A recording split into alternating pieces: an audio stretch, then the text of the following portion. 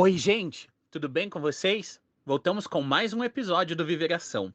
Falamos nesse episódio com o Moisés Toniolo e o assunto da vez é entender por que, apesar dos grandes avanços que tivemos nas áreas médicas e da prevenção, o HIV ainda é um grande tabu na vida gay. Falamos pouco sobre o assunto, alguns até evitam e outros agem como se HIV, ISTs e etc. não existissem, ignorando toda uma gama de opções no que diz respeito à prevenção e ao autocuidado. Vocês sabem, gente, que um dos nossos objetivos é derrubar tabus, principalmente pensando como podemos pensar nosso autocuidado. É aquele olhar carinhoso que acaba nos levando a pensar nossos corpos, nossas relações e nossos desejos, considerando sim o prazer e a delícia que é estar vivo, mas também pensando nesse cuidado, que alguns podem chamar de prevenção, mas que podemos também chamar de amor próprio, ou olhar carinhoso para si e para os outros. Podemos considerar diversas formas de ações para ter uma vida mais saudável. A prevenção combinada é uma delas. Ela é a associação de um conjunto de diferentes tecnologias ou intervenções já existentes de prevenção ao HIV, a outras ISTs e as hepatites virais. Tal estratégia abre a possibilidade de combinar diferentes tecnologias conforme as características de vida de uma pessoa, seja por sua maior vulnerabilidade de infecção ou por sentir-se mais confortável no seu uso. Essas tecnologias ou intervenções que compõem a estratégia da prevenção combinada podem ser organizadas em intervenções biomédicas, comportamentais e estruturais. As intervenções biomédicas são tecnologias com ações diretas ao corpo, com o intuito de identificar e barrar a entrada de vírus, bactérias e demais agentes infectantes, como, por exemplo, preservativo peniano e vaginal, gel, lubrificante, testagem às ISTs, imunização por vacinas, a PrEP e a PEP e, claro, os medicamentos antirretrovirais. Já as intervenções comportamentais são estratégias que contribuem para o aumento da informação, conhecimento e percepção ou autoavaliação do risco à exposição ao HIV ou demais agentes infectantes, colaborando efetivamente para a redução desse risco, mediante incentivos a mudanças de comportamento individual ou comunitário. Nessa parte, a ação do serviço de saúde, seja privado ou público, dá suporte e acompanhamento ao indivíduo sobre a adesão ao uso de preservativos, aconselhamento sobre a existência das infecções sexualmente transmissíveis, incentivo à testagem, promoção à adesão às intervenções biomédicas e vinculação aos serviços de saúde.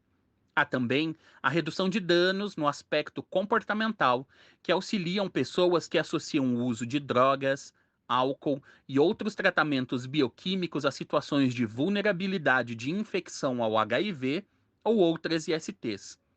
Podemos dizer mesmo que nós do Viveração Podcast contribuímos com intervenções comportamentais quando falamos de autocuidado, de prevenção e saúde sexual.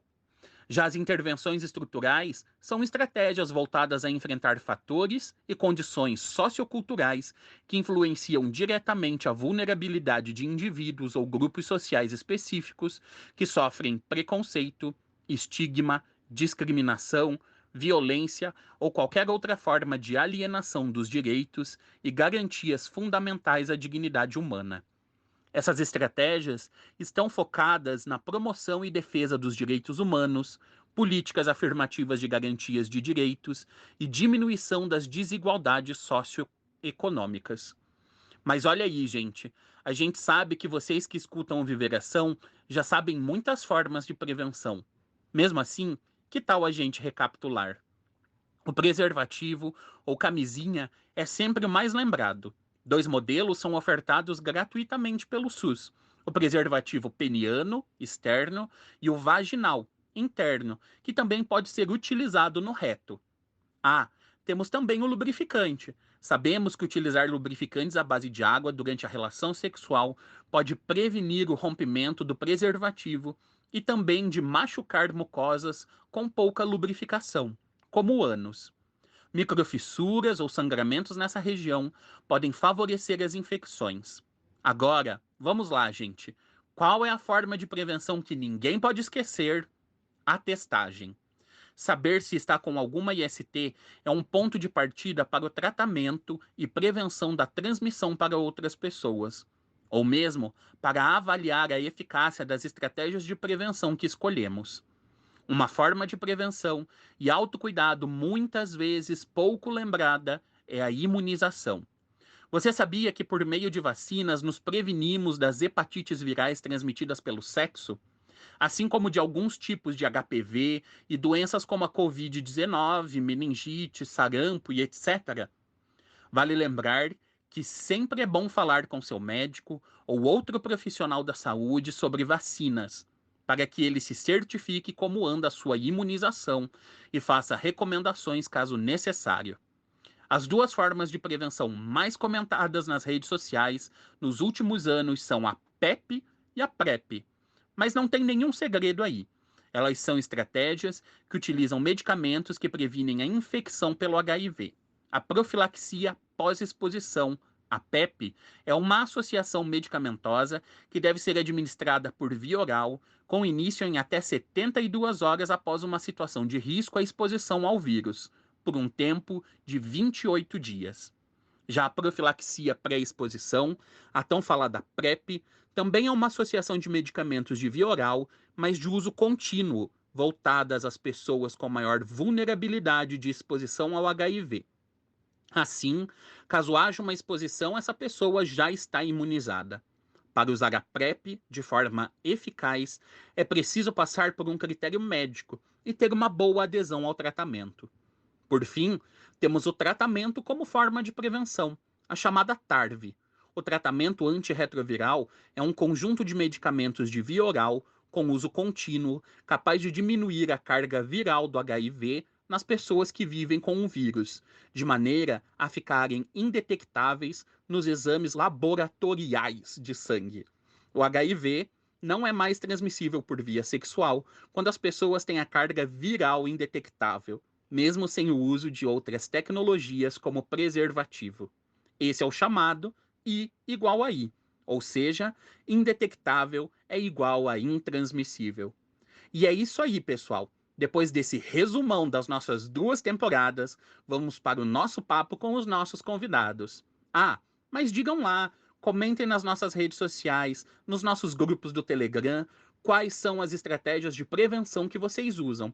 Se tiverem alguma dúvida, já sabem, temos o nosso Curious Cat. Bora lá! Seja bem-vindo ou bem-vinda ao Viveração, nosso encontro quinzenal para falar de sexualidade, saúde e direitos humanos. Oi, gente, tudo bem? Estamos aqui de volta no Viveração Podcast e hoje eu estou aqui com o Moisés. Oi, Moisés, tudo bem? Oi, Guto, tudo jóia? Tamo juntos. Então, Moisés, conta aí para o pessoal quem é você na fila do pão, o que que você faz, e qual que é a sua história, rapidinho, assim, antes da gente Ok, começar a nossa conversa. tá bom. Eu sou Moisés Toniolo, moro aqui na Bahia, apesar de ser gaúcho, né, ter nascido no Rio Grande do Sul, e eu sou soropositivo, já vão para 26 anos de soropositividade, já há 23 anos em tratamento, né, antirretroviral, e faço parte da Rede Nacional de Pessoas Vivendo com HIV/AIDS desde o ano de 2000, quando eu participei de um encontro regional do Nordeste, né, na Paraíba. Então, basicamente, meu ativismo começa lá em 2000, de certa forma, apesar do diagnóstico ser 99, né, o início do tratamento ser 99, né, mas eu já ter o HIV antes, o ativismo mesmo só começa no ano de 2000, quando a gente conhece o GAPA, conhece outras ONGs e vai participar desse encontro regional do Nordeste de pessoas vivendo com HIV/AIDS, né? Então, do meu diagnóstico até o ativismo foi um ano só, assim, conhecendo rapidamente, né? E aí já caindo de cara nessa coisa da defesa dos direitos humanos, né? Que legal, Moisés. E você, saindo um pouquinho do roteiro aqui, mas você mudou para o Nordeste por causa do ativismo ou já tinha sido isso antes? Como que foi? Não, não. O meu pai se aposenta do Exército, lá no Rio Grande do Sul, e aí ele quer conhecer a Bahia. E vem toda a família para cá, né? Tipo, retirante mesmo. A gente chegou só de mala e cuia na mão. Ah, que legal, Isso né? em 86, já são 36 anos de baianidade, graças a Deus. Eu tenho muito orgulho disso. E aí a minha vida vai um pouco dentro da polícia militar, um pouco como educador, né? Até que com HIV eu sou aposentado pela polícia militar compulsoriamente, né? Então isso tem a ver um pouquinho com o desenrolar também da minha vida profissional, né? Eu me formo como é que é? Me formo professor de nível 1, fazendo Uhum. magistério no interior da Bahia. Depois começo pedagogia, mas não terminei já por conta da questão do HIV, né? Porque o ativismo faz eu mudar do interior da Bahia para a capital, em Salvador, onde eu moro atualmente, né? Já há 22 anos. Que legal, que legal. Sabe que tem toda uma tradição, né, de gaúchos imigrantes, assim. O meu pai é gaúcho também. E eu sei que É, tem parte da minha família que está no Brasil inteiro também. Então, Moisés, o nosso público aqui no Viveração, na sua maioria, são homens gays ou HSHs. E a gente formou uma comunidade, né, de ouvintes aqui.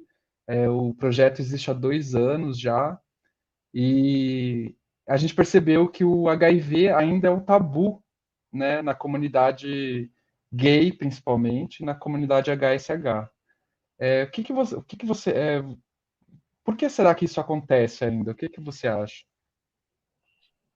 é engraçado, né? Porque parece que o HIV, por mais que a gente conheça muito sobre ele, né?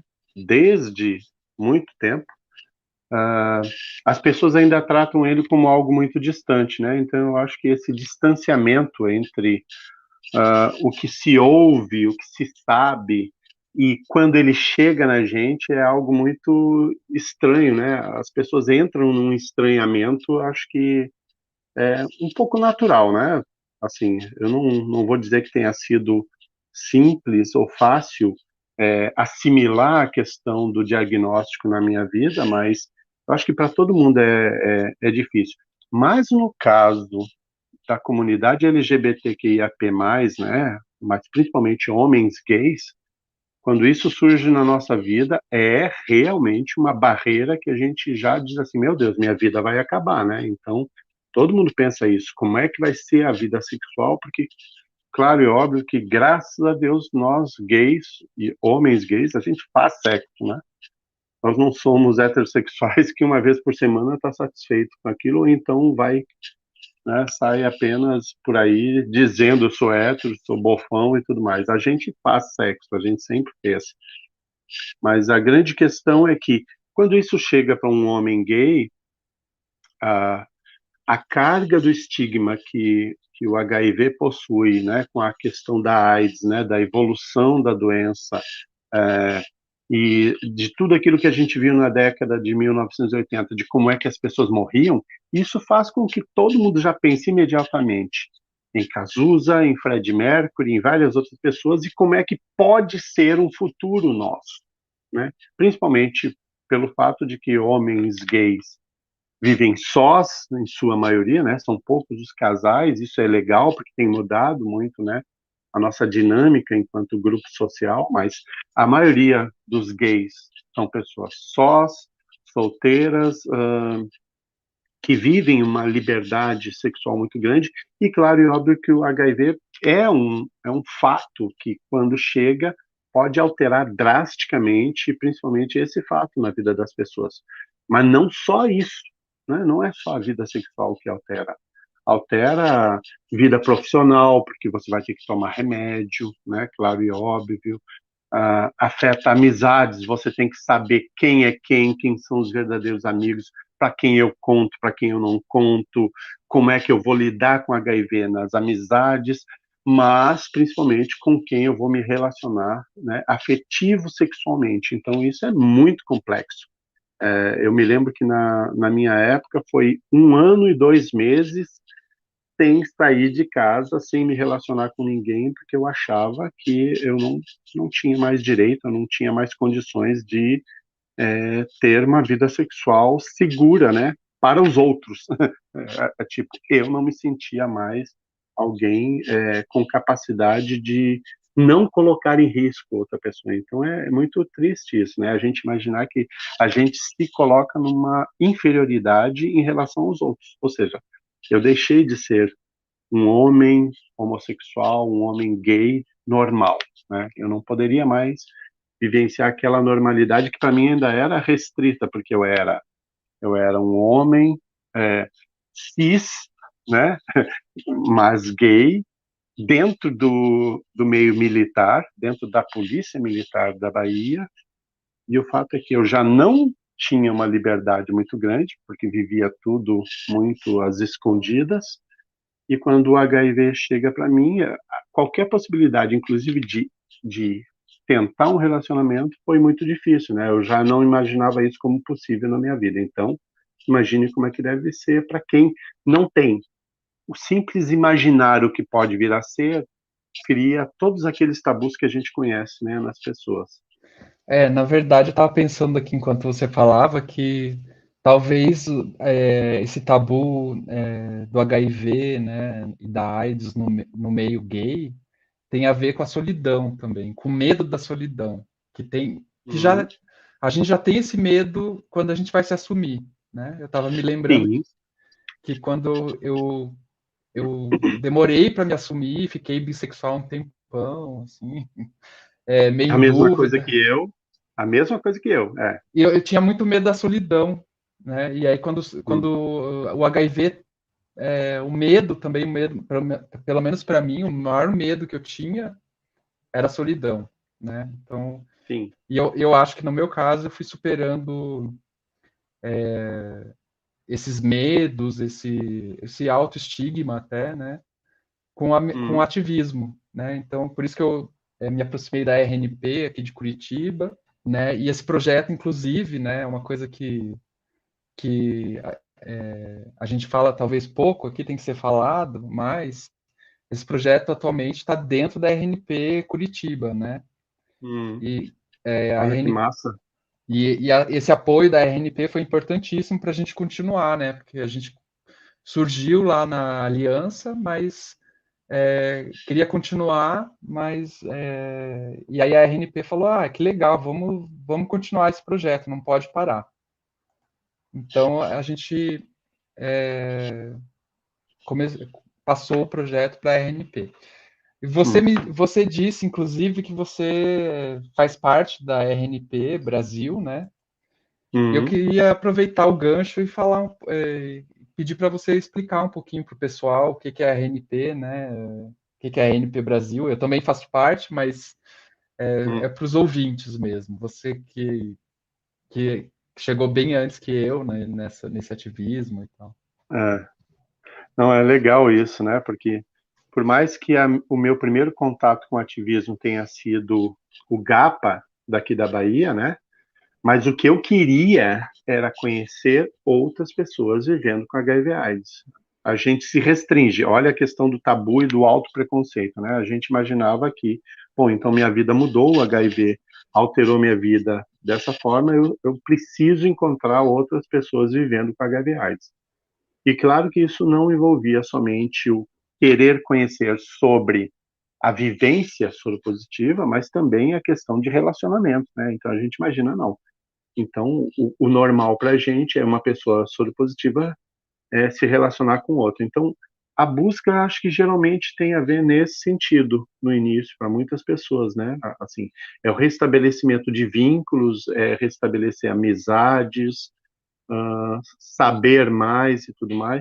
Então, do GAPA, para mim, foi esse, esse momento em que a gente descobre que ia ter um encontro regional do Nordeste, da RNP Nordeste, que foi em Campina Grande, na Paraíba, lá no ano de 2000. Eu me lembro que começou eu sei que era 7 de setembro, 7 de setembro, pegava o feriado 7 de setembro, lá em Campina Grande, eram 200 pessoas vivendo dentro de um evento, né?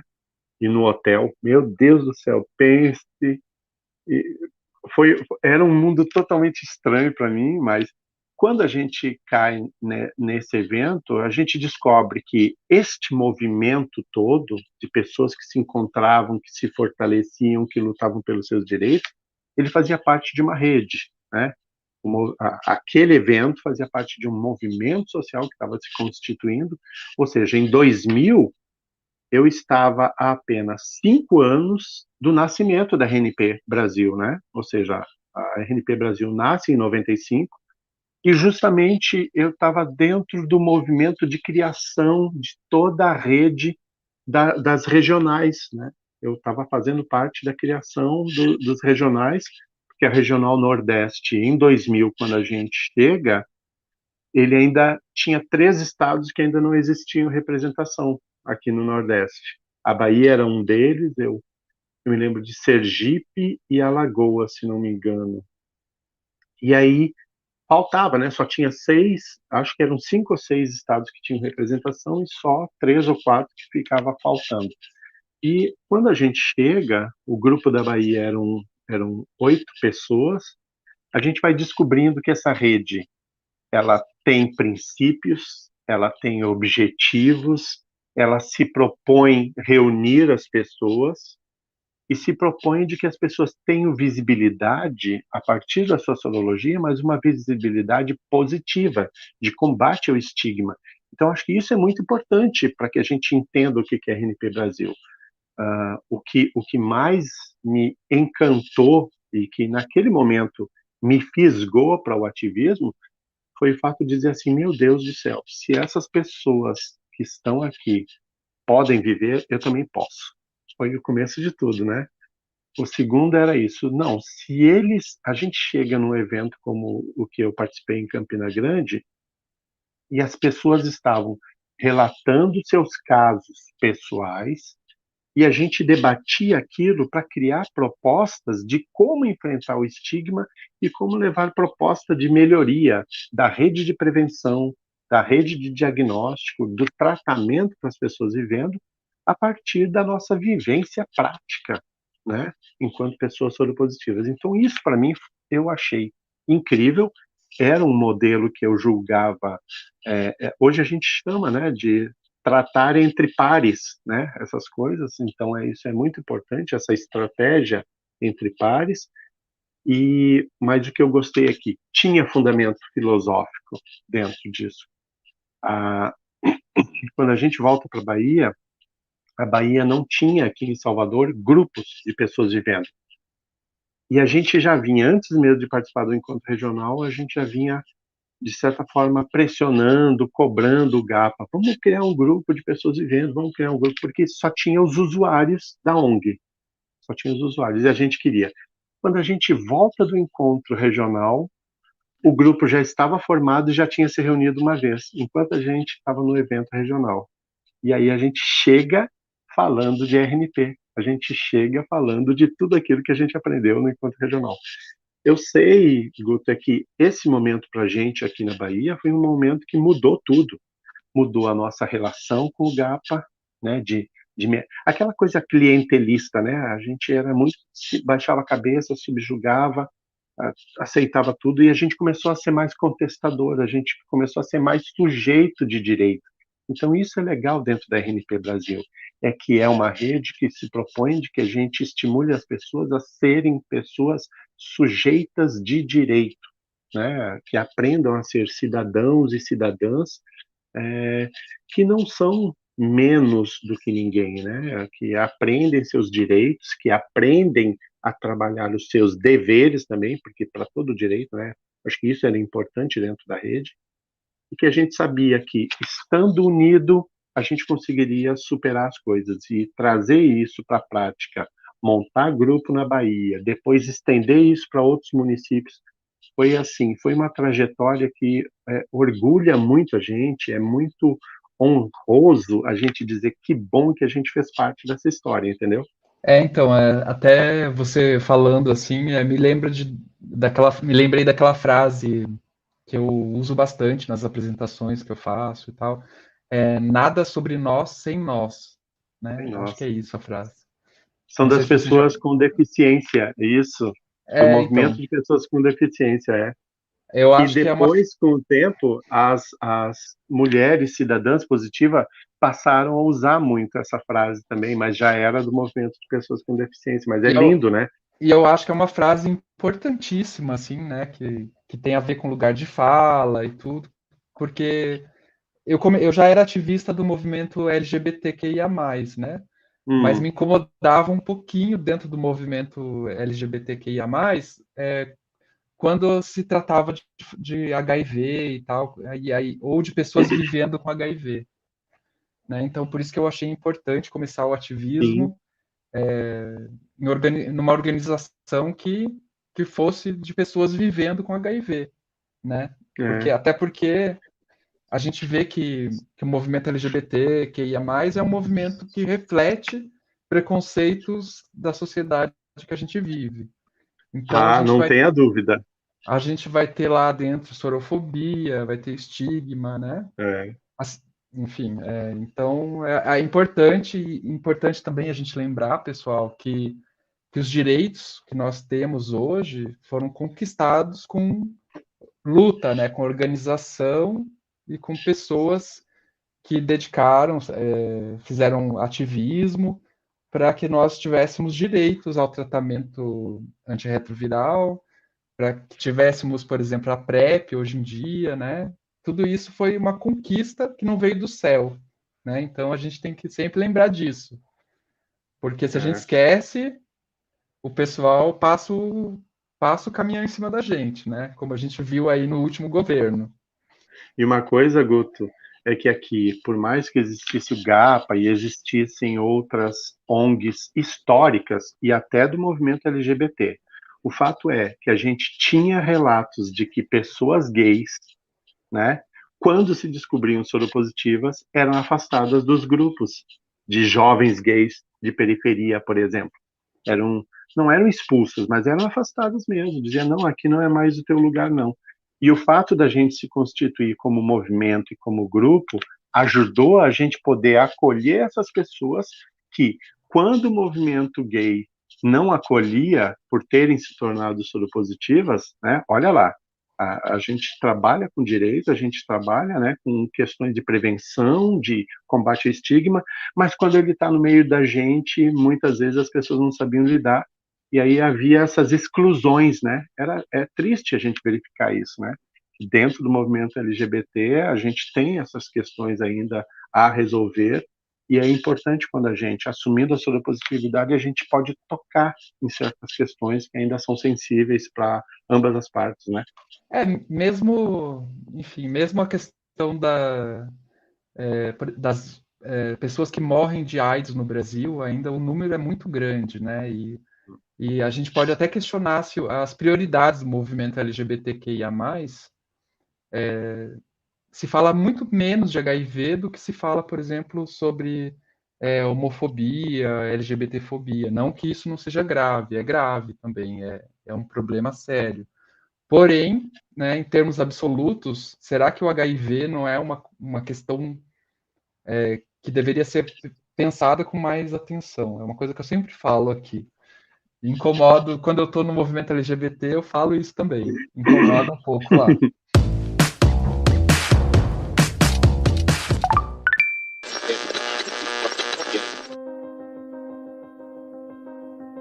O Viver Ação precisa de você. Temos atualmente uma epidemia de HIV concentrada na população negra, jovem e gay do Brasil. Essas populações são também as mais atingidas pelos casos e pelas mortes em decorrência da AIDS.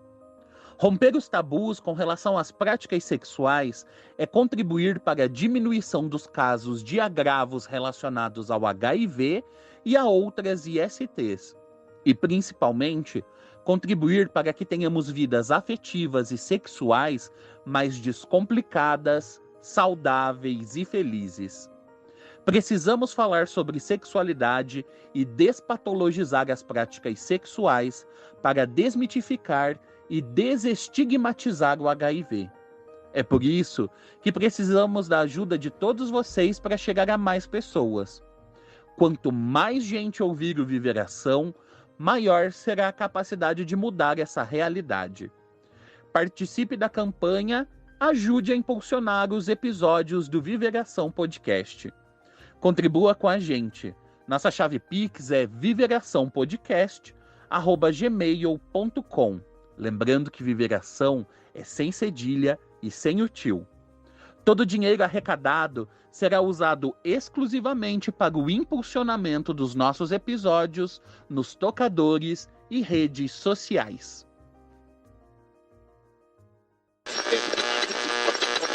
Eu queria te fazer uma pergunta agora, que é uma coisa que também que é uma provocação também, né? Mas a gente viu que o programa do Conjunto das Nações Unidas sobre HIV e AIDS, o UNAIDS, ele propôs a meta 90-90-90, né? Que é 90% das pessoas testadas, 90% em tratamento e 90% das pessoas que estão em tratamento com a carga viral indetectável.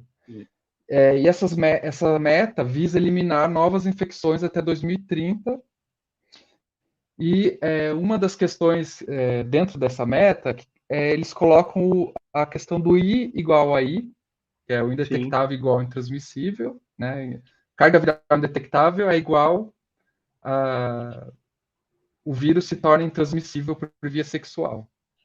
Né? Como uma ferramenta de combate à epidemia. Você acha que essa ferramenta do I igual a I tem nos ajudado a combater a epidemia de HIV? Ou você acha que tem que ser melhor trabalhado? O que você acha? Eu acho que se não fosse o I igual a I, a gente já teria tido uma explosão da epidemia em tudo quanto é canto. O que a gente pode dizer é que os leigos sobre assuntos de HIV/AIDS não sabem o quanto uma pessoa vivendo com HIV/AIDS em tratamento é importante para o controle da epidemia, né? É aquilo que a gente fala de controle da transmissibilidade na comunidade, né? Ou seja, o vírus não está ativo numa pessoa que se relaciona com outras, portanto, ela não vai transmitir esse vírus comunitariamente, né? Isso em termos epidemiológicos é muito importante, porque é um controle sobre o grande problema é a palavra, sobre o vetor, né? O vetor de transmissão. Então, trabalhar esse conceito de vetor epidemiologicamente é uma coisa muito difícil ainda para a gente, né? Porque nós não somos mais vetores. Mas o I igual a I é uma ferramenta importante, inclusive, de combater esse tipo de estigma. Não, nós simplesmente somos pessoas que não transmitimos mais o vírus para outras pessoas. Isso nos coloca numa condição de reumanização. É aquilo que eu estava dizendo, né? Olha, como é que a gente pode combater o autopreconceito e tudo mais. Eu também já tive a minha fase de autopreconceito com relação ao HIV e de muito medo de que a única forma da gente se prevenir fosse o preservativo, né? Ou seja, o preservativo, depois da questão do diagnóstico, ele se torna uma ferramenta exclusiva e necessária em tudo quanto é momento para a gente, né? Com o I igual aí, a gente começa a aprender, e com outras, claro, ferramentas, né, da mandala de prevenção, a gente aprende que a gente tem um arsenal muito maior do que isso. E que o tratamento em si, para nós, é algo muito importante. Ou seja, o fato de que eu não estou mais transmitindo o vírus para o HIV faz com que eu não só relaxe daquela questão de, meu Deus, eu não sou mais sujo, eu não sou mais, sabe? Porque envolve, inclusive, questões de saúde mental, né? De depressão, de a gente ficar com neuroses na cabeça, sobre prevenção o tempo inteiro, 24 horas por dia. Mas o fato da gente poder chegar para o os nossos parceiros e parceiras e poder dizer, olha, eu não sou um sujeito infectante, eu sou uma pessoa com um controle viral, né, dentro do meu organismo, graças ao tratamento, e isso é de uma importância tão grande, Guto, eu acho que não só para o controle da epidemia, porque hoje a gente sabe, a UNAIDS já divulgou isso, se nós tratássemos todas as pessoas vivendo com HIV/AIDS, ou seja, se a gente fizesse de certa forma, diagnóstico amplo, geral na população, e quem tem HIV e não sabe, fizesse o tratamento, a gente acabava com a epidemia. Ou seja, não é acabar com HIV, isso é bem importante se a gente falar para as pessoas que estão nos ouvindo, mas a gente acaba com a epidemia, ou seja, a transmissibilidade na comunidade. Isso é muitíssimo importante. Mas, como a gente vai falar disso tudo se hoje a gente ainda tem outros tabus associados? Então, eu acho que para essa ferramenta ser tão boa, tão eficaz como ela realmente é, a gente já sabe dos resultados disso, Guto, desde a época em que a gente começou a descobrir que as mães não transmitiam para os seus filhos quando faziam PEP. Lembra? Elas faziam PEP, na realidade. A mãe soropositiva tomava os antirretrovirais para não transmitir para os seus filhos. Desde a época da PEP, né, para gestantes, acabou que a gente foi descobrindo nos estudos que uma pessoa vivendo com HIV/AIDS sem tratamento não transmitiria. Isso, a partir de 2010, muito mais efetivos estudos internacionais, onde o Brasil, inclusive, participou, mas que agora coloca para a gente o fato de que isso não pode ficar restrito somente à população LGBT, QIAP+, entendeu? Este é, acho que, um marco necessário da gente fazer a ampliação dessa discussão. É porque heterossexuais continuam tendo comportamentos de risco, como nós que somos a maioria da população LGBTQIAP, já aprendemos quais são as nossas estratégias possíveis na mandala de prevenção para a gente evitar a infecção do HIV. E, no entanto, dentro da população heterossexual, isso sequer é discutido porque eles não se sentem uma população vulnerável ao HIV. Então, o I igual a I é algo fundamental nesse exato momento da gente extrapolar a discussão de populações mais vulneráveis. Não, a gente tem que falar agora de I igual a I para toda a população de uma maneira mais aberta, mais inteligente, conquistando as pessoas para esse raciocínio de que é importante fazer o diagnóstico, de que é importante se tratar, porque isso sim vai acabar com a epidemia, né, um belo dia da nossa história, né? Então, isso vai trazer também um resgate de que a gente não vai mais ficar culpabilizando lembra o terror dos anos 80, que era os grupos de risco? Não existe mais Sim. isso. Agora, em 2021, nós temos nos dados epidemiológicos do Brasil, um marcador histórico que mostra que heterossexuais ultrapassaram o número de pessoas da população LGBTQIAP+ infectadas, né? Até porque, né, Moisés, essa coisa do heterossexual, às vezes é um heterossexual que faz sexo com outro homem. Então é uma coisa bem subjetiva. Então, né? A gente não fala mais hétero, né? É o cis. É aquele homem cis se por isso julga heterossexual, né? Então, enfim, né, a gente até por isso que até tem essa classificação homens que fazem sexo com outros homens, para incluir esses caras que fazem sexo com outros homens, mas que não se dizem hétero e tal, enfim. E isso é importante. Olha como a gente abre discussões importantes para a sociedade, porque a gente ainda tem algumas hipocrisias, algumas mentiras que são contadas sobre o hétero, como é que diz? O hétero de raiz, né? Então, isso é bem importante que a gente converse com as pessoas. Olha, pelo amor de Deus, né? Ainda mais na nossa sociedade agora, em que muitas coisas estão fluidas, e principalmente diante desses contextos de modificação cultural, tecnológica, informacional, a gente precisa falar com as pessoas de que o mais importante é se proteger, não interessa qual, né, a estratégia ela use. Sim, é verdade, é verdade. Inclusive, assim, a gente estava falando do igual aí, né? Eu me lembrei aqui da minha experiência pessoal, assim, que quando eu soube, acho que foi em 2018 que eu fui informado desse fato, né? Desse fato científico.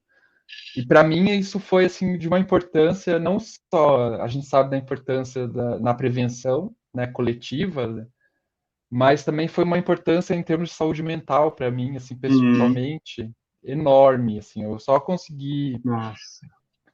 é aquilo que você falou, né, um pouco antes, assim, conseguir ficar mais tranquilo e ter até me colocar como pessoa vivendo com HIV publicamente É, depois do I igual aí. Eu sim. sei que talvez eu devesse ter me colocado até antes, mas enfim, é uma coisa que me Isso é impôs. passo, isso é um passo de cada um, né? A gente não tem que Sim, se cobrar, não, Guto. Cada um tem uma trajetória que são os nossos momentos, as nossas vivências que vão determinar isso, né? Não tem uma formulazinha, né? Nem a fórmula da visibilidade soropositiva, né? sim. Tem uns Mas que vão ao extremo e outros, né, que nem se mostram. Mas isso é eu resolvi fazer um podcast, né? Enfim. é, Mas, é, mas de qualquer forma, você acha que as pessoas, assim, não as pessoas ativistas, você acha que elas sabem desse fato? Acho que a gente tem que fazer uma divulgação maior, né, também sobre acho. isso, né? Você não acha? Eu, eu acho que esse é o grande lance do momento para que a gente extrapole a estratégia para do seu âmbito teórico, do quanto é importante essa conquista científica para o âmbito prático, né, que resulte em modificações positivas de vida para todas as pessoas, entendeu, Guto? Porque, assim, em termos gerais, é aquilo que a gente. Hoje em dia eu tenho utilizado muito isso. Apesar de que eu vi a evolução dos estudos, né, desde 2010, a gente acompanha. O que você relatou aí, eu senti isso na minha vida. Eu chorava de alegria de saber de que aquilo que a gente já imaginava, a gente já discutia isso nos grupos de pessoas vivendo. Mas o que a gente imaginava e o que os estudos comprovam se tornou para a gente uma ferramenta tão boa, tão eficaz para a gente comunicar para os outros que nós não éramos sujeitos infectantes. Esse termo era o que eu usava na fala. Nós não somos sujeitos infectantes. E Eu não sou isso mosquito nos da fazia. dengue, né? Eu não sou mosquito da dengue. Tipo um Era, mosquito da dengue. Você se é, sente um mosquito da dengue ambulante. É um horror isso. E isso para nossa saúde mental, sabe? Eu passei 10 anos fazendo terapia na minha vida para me entender, não só enquanto Moisés, mas enquanto a minha relação com o HIV também, sabe? E aí, no momento em que chega essa questão de eu não sou mais infectante, é, por mais que eu tenha vivido 12 anos de uma relação soro concordante, né? Eu não sei mais como é que estão usando agora. Antes era soro discordante e soro concordante, né? Agora parece que tem outros nomes, eu não sei mais como é que está isso, mas não me interessa muito quem dá, quem quer dar outros nomes para as mesmas coisas. O fato é que quando eu tinha um parceiro que era soro positivo, isso não me preocupava tanto. Mas no momento em que eu me separo e que eu vou para a vida, que eu caio de novo na vida, assim, e digo, meu Deus, agora eu vou ter que lidar com toda e qualquer pessoa. A primeira coisa que eu fazia, que era dizer que eu era soro positivo, já era o teste para tentar ver, né, se a pessoa ia me aceitar ou não, mas já colocando, olha, hoje em dia nós temos que o tratamento nos conduz a uma situação de que eu não transmito mais. Então você podia utilizar aquilo como uma mensagem de dizer, olha, eu sou soro positivo, mas eu não transmito mais o vírus HIV. Se você quiser, você pode procurar os estudos, né? E aí você uhum. citava HTPN 52, sabe? Partner, você citava essas coisas para a pessoa ia. Então, isso já ajudava a gente antes mesmo de partir para um novo relacionamento, dizer, olha, não precisa se preocupar tanto comigo, né? Porque as pessoas vão se preocupar, não adianta. Se você disser que é soropositiva, elas vão se preocupar. Mas o fato é que isso ajuda a gente nessas horas. Ah, nesse exato momento, eu estou numa relação desde 2015 com uma pessoa que não é soropositiva, meu companheiro não é soropositivo. Isso é uma coisa extraordinária na minha vida. É algo que dentro da nossa relação, à medida que evoluiu, eu não só falei da soropositividade, como falei da questão, né, do I igual a I. E isso é muito legal. É muito legal de poder dar segurança para outra pessoa, não só pelo que tu está falando, mas pelo que ela pode pesquisar de que isso é uma verdade científica, né? Quer dizer, verdades absolutas a gente sabe, né? Não estou falando de verdades absolutas, mas de que isso são questões. Então, isso traz um alívio nas relações, isso é muito bom, e o fato é que a gente também alivia a nossa tensão na saúde mental, a gente se sente mais gente, e a gente pode se sentir, inclusive, contribuindo para a redução da epidemia, né? Então, isso é muito importante. Olha, eu sou um sujeito responsável, e a gente transmite uma imagem que é bem diferente daquela que tem sobre nós, né? De que nós somos sujeitos que saímos por aí espalhando o vírus para tudo e quanto é lado, né? Então, não é assim. Nós somos pessoas normais que vivenciamos a nossa vida econômica, social, afetiva e sexual da mesma maneira que as outras, só que convivendo com um vírus que está controlado dentro do nosso organismo. Então, essa verdade é muito importante para desmistificar tudo, né? Então, sabe que a gente, aqui no projeto, no Viveração, a gente tenta, nesses 2 anos, criar uma certa comunidade de pessoas que escutam o podcast, né? Então, a gente tem, por exemplo, grupos no Telegram, tem redes sociais no Facebook, no Instagram, no Twitter, e a gente tem alguns ouvintes, assim, de bastante tempo, que escutam desde do ano passado e tal, e a gente sempre tenta falar para eles, então, você pensar o teu autocuidado, pensar o seu corpo, a sua saúde, não é uma oposição a uma vida sexual apimentada ou legal, né? Então, a gente sempre tenta lembrar isso. Eu queria saber de você, se você concorda com isso que a gente fala no projeto, e se dá para ter uma vida apimentada e com autocuidado, em termos de prevenção, né? Como diz aqui na Bahia, meu rei, oxe, e dá para ter uma vida apimentada. Claro e óbvio, né?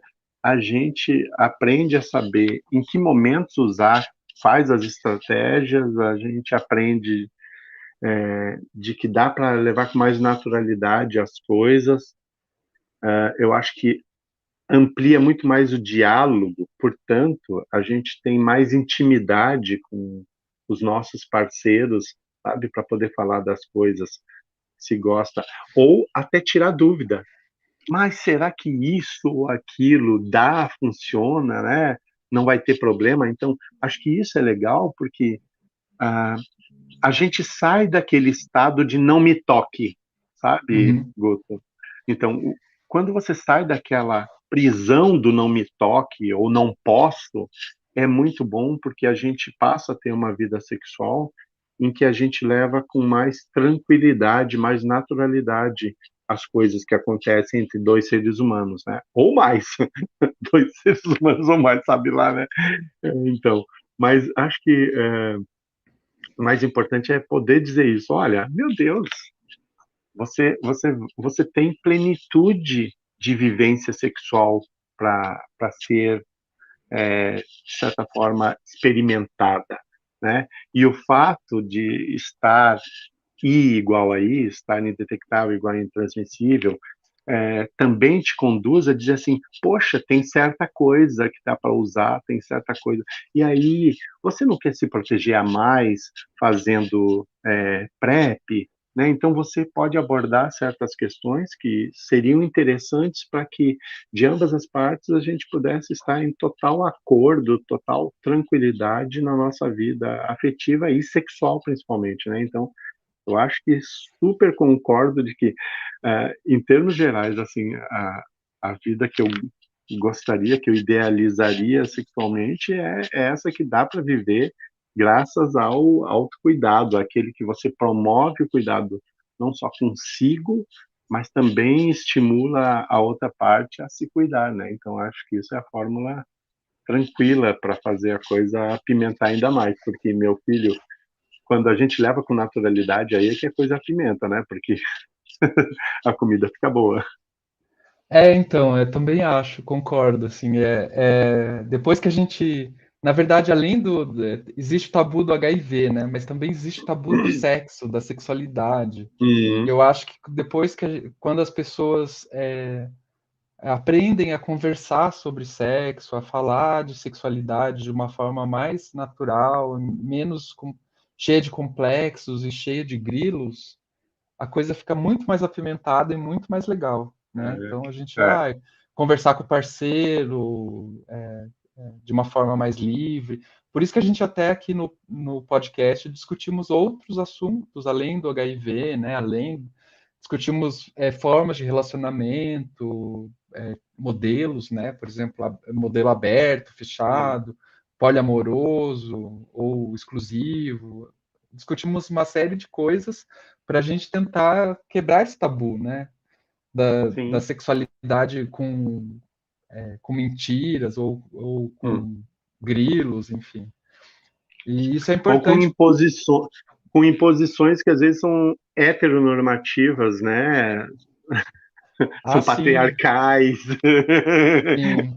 com É, modelos que às vezes não servem tanto para um casal, por exemplo, gay, né? Então, sim. a gente tem que lembrar dessas coisas, né? Isso é muito legal, porque faz a gente evoluir como pessoa e nas nossas relações também, né?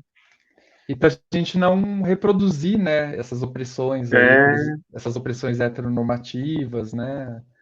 Que é sempre um desafio, mesmo para nós que somos gays, é um desafio. A gente não. a gente é cobrado. A É, gente é cobrado pelos amigos héteros a seguirmos os mesmos modelos, oxe, né? E aí, e é um modelo bem assim católico, né? Se bem que tem umas variantes agora, mas é bem religioso, né? De vocês não, e até são casal. até os padrões, né, de ter por exemplo, num casal gay, ter um ativo, outro passivo, né, Ah, ou um mais masculino, um mais feminino, os papéis, é os papéis, isso. né? Por que que a Ave gente, Maria. né? A gente É. também a gente fez alguns episódios sobre isso também, né, nessa Hum, temporada, né? E foi um dos episódios que mais teve escuta, foi esse sobre passivo e ativo. O pessoal Ave adorou. Maria. É muito bom, porque a gente ainda tem isso, né? Porque lembra que ainda existiam os tabus de quem tem mais risco de Sim, transmitir ou se infectar, se é o ativo e passivo, tem tudo isso dentro das nossas relações, né, sexuais. Então, a questão do I igual aí ainda ajuda a trabalhar isso também, né? Porque tinha o grande mito do gay ativo que não se infectaria, que é uma mentira, claro e óbvio, eu né? sempre, eu E sempre do gay lembro, passivo que sempre se infectaria, né? eu sempre lembro o pessoal que isso é um mito, né? Que, por exemplo, no meu caso pessoal, a minha infecção foi sendo numa relação ativa, provavelmente. É. Hum. E tem isso, Mas né? sim, tem isso também. Bom, tem mais uma pergunta, Moisés. Eu queria saber de você, assim, o que que você acha sobre a ausência de campanhas focadas? No caso, eu estava pensando aqui naquelas campanhas que já existiram, assim, focadas em públicos específicos, por exemplo, nos profissionais do sexo ou na população LGBTQIA+. Você acha que isso é um problema? O que que você acha? Eu, nossa, eu já fui, só para você ter uma ideia, Guto, eu já participei da CNAIDS, era a Comissão Nacional de IST/AIDS, que assessorava o ministro da Saúde nas tomadas de decisão sobre a política de AIDS. E dentro da CNAIDS tinha o GT de comunicação. Então eu fui membro do GT de comunicação que era o responsável por a gente elaborar as campanhas não só do 1º de dezembro e que depois iria modificar um pouquinho só, e seria as campanhas de carnaval, né? Porque eram os principais momentos em que se fazia campanha, era para esses 2 momentos específicos. E eu me lembro que, por exemplo, em 2006 a gente fez uma campanha focal, que era AIDS e racismo, que foi muito legal. A gente foi para o Rio, veio para Salvador fazer, né? A gente trabalhar com as ONGs que eram realmente do movimento negro, para envolver elas e tudo mais. Então, lá em 2006 e depois teve algumas outras campanhas que a gente também fez focalizada em populações específicas, né, que a gente sabia que eram as mais vulneráveis, de certa forma, para a infecção. Isso sempre me pareceu muito oportuno para a gente poder trabalhar questões que ainda faltam ser resolvidas, entendeu? Então, assim, hoje em dia a gente tem visto o governo fazer campanha somente com base no que eles decidem em gabinete e que são traduzidas de alguma forma aleatória, que a gente não sabe como é a construção, através de uma agência de propaganda, entendeu? Então, nada contra quem estuda para saber os modelos possíveis de criação de uma propaganda a partir do conhecimento técnico-científico de comunicação. Tudo bem, mas a gente ainda sente falta de que o olhar da sociedade civil, o olhar dos movimentos sociais, das ONGs, das redes que trabalham com populações específicas, dizendo qual é a nossa necessidade para, a partir disso, se criar uma campanha, isto, para mim, seja o modelo que a gente gostaria de continuar a ver acontecendo. E não existe mais. Isso não ocorre mais. Então, assim, primeiro que eu nem vejo mais campanha nem para 1º de dezembro ocorrer como ocorria antes. A gente fica esperando algo que não chega, e não chega no sentido do estado onde eu estou, por exemplo, eu estou na Bahia, em Salvador, então a gente fica esperando qual vai ser a campanha para o 1º de dezembro de 2022. Estamos em novembro, né, Guto? Você ouviu falar alguma coisa? Você Não, sabe de alguém que não. esteja discutindo? Não. Então, este é o momento que nós estamos passando na criação de campanhas focalizadas sobre prevenção no Brasil. Isso é muito ruim, isso é um retrocesso. Primeiro, porque a gente não tem mais a CNAIDS, que era a comissão que discutia isso. Então, nós tínhamos gestores, trabalhadores, usuários e usuárias, todos discutindo as questões de prevenção, de diagnóstico, de tratamento. Não temos mais, né? Desde 2019 acabou com, né, os decretos do governo Bolsonaro, né? E nesse exato momento, se não existe a CNAIDS e não existe a comissão de comunicação, né, dentro dela para tratar das campanhas, a gente não sabe que rumo vai o nosso país em termos de que mensagem de prevenção eu vou passar para o meu povo. Daqui a pouco, assim, eu gostaria muito que fosse incorporada questões de prevenção para o público evangélico, por exemplo, né? Sabe, dentro das igrejas, como é que a gente vai comunicar para essa população que acha que está livre? Olha, nós temos muitos relatos, nós temos muitos casos de pessoas das igrejas, e eu não estou falando só dos evangélicos, da Igreja Católica, de outras igrejas, que por conta dos discursos de que eles estão protegidos, as pessoas se infectam nas suas relações, né, hétero ou homossexuais, né, que são muitas vezes escondidas.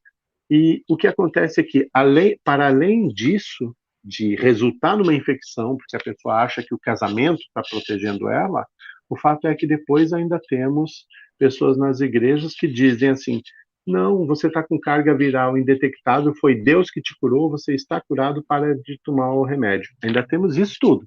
Então, nós temos um contexto hoje em dia que eu adoraria ver a gente poder tratar de como falar de prevenção, como falar de AIDS dentro da religiosidade e a gente poder levar uma mensagem para as pessoas de que, assim, Deus está por nós, sim, mas vamos fazer a nossa parte, né? Então, esse é só para te dar um pequeno exemplo do que a gente tem hoje para lidar aí nesse Brasilzão, entendeu? Fora as questões de que nós, população LGBTQIAP, ainda somos as mais afetadas pelo HIV.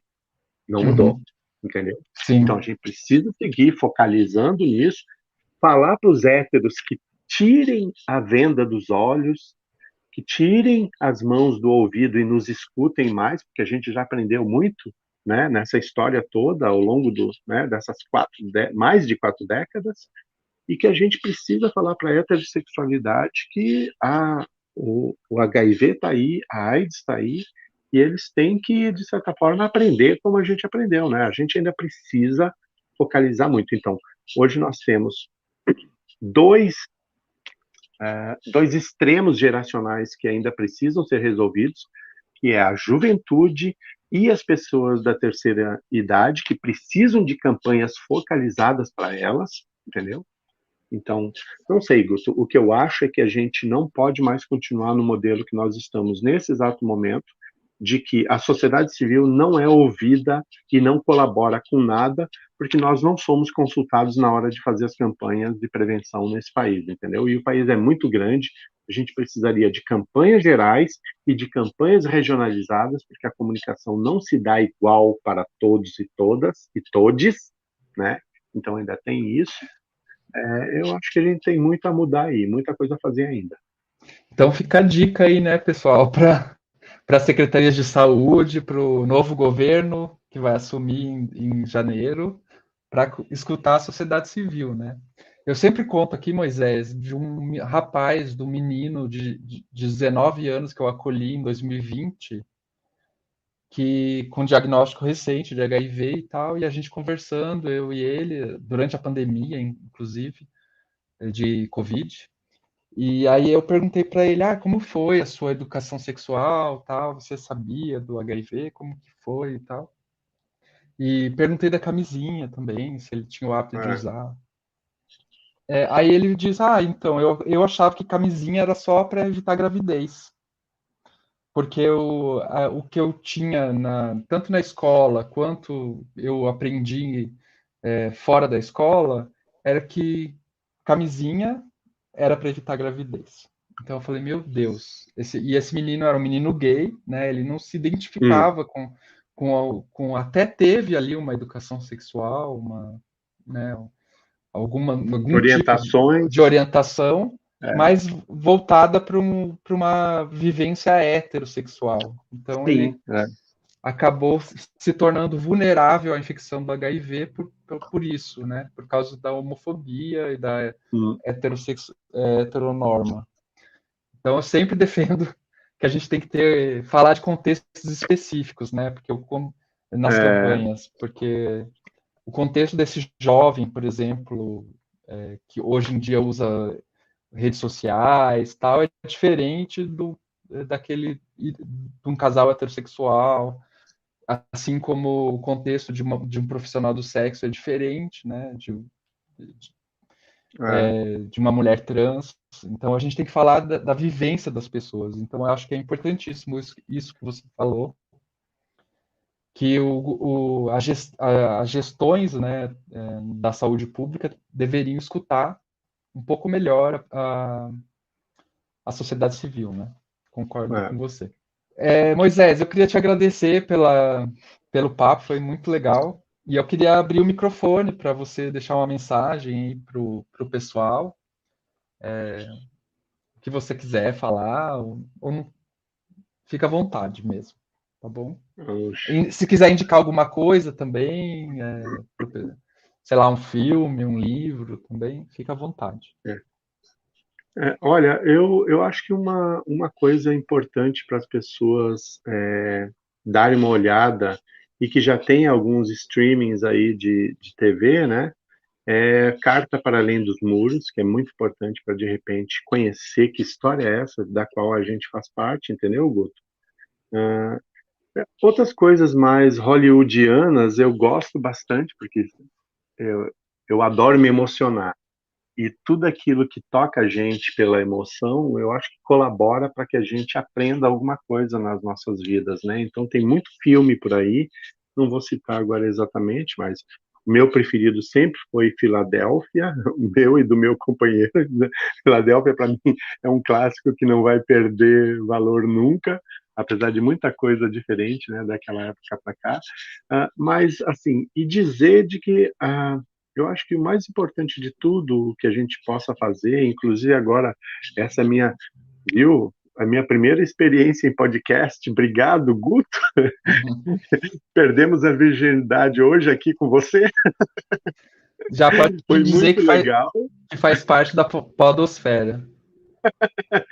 E dizer que foi uma experiência muito legal, porque, de certa forma, mesmo que seja só a nossa conversa que vai chegar para as outras pessoas, o importante delas saberem como se conectar com a gente agora nas redes sociais que a gente tem, né, que você vai poder indicar para as pessoas, olha aí, eu também fiquei sabendo de grupos que tem de discussão por causa do podcast, né, do Viveração, então isso é muito legal, de repente eu quero também me conectar.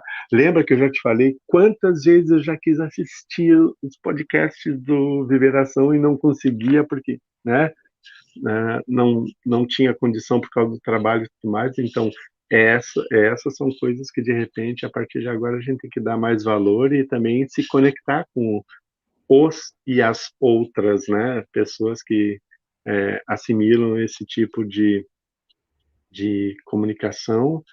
E te agradecer especificamente, né, porque você, além de ser um ativista muito querido por mim, ainda é amigo pessoal, de certa forma. Então, o carinho, o respeito com que você não só convidou a gente, mas estipulou esse diálogo aqui foi bem importante para a gente conseguir também levar alguma mensagem que ajude as outras pessoas aí futuramente, né? Muito obrigado, sou eu que digo para você, tá bom? Tá bom, eu que Beijo. te agradeço, foi ótimo, maravilha. Então tá bom. Então é isso, pessoal. Lembrem-se de participarem das nossas rodas de conversa no Twitter e participarem também dos nossos grupos no Telegram, né? E também dizer para vocês que a gente vai encerrar o ano muito feliz, né, com a participação de tanta gente que conheceu o podcast e que está interagindo com a gente, né? Então é isso, pessoal. Até o próximo episódio. O Viveração tem como coordenador e gestor de redes sociais Augusto Mena Barreto. Breno Gonçalves da Silva como auxiliar de coordenação e também gestor de redes sociais. Guilherme Mendes Muniz na edição de som e mixagem. Breno Otávio Camargo como designer gráfico e Matheus Freitas nas locuções das vinhetas de abertura e encerramento dos episódios. A segunda temporada do Viveração tem o apoio e o financiamento do Fundo Positivo.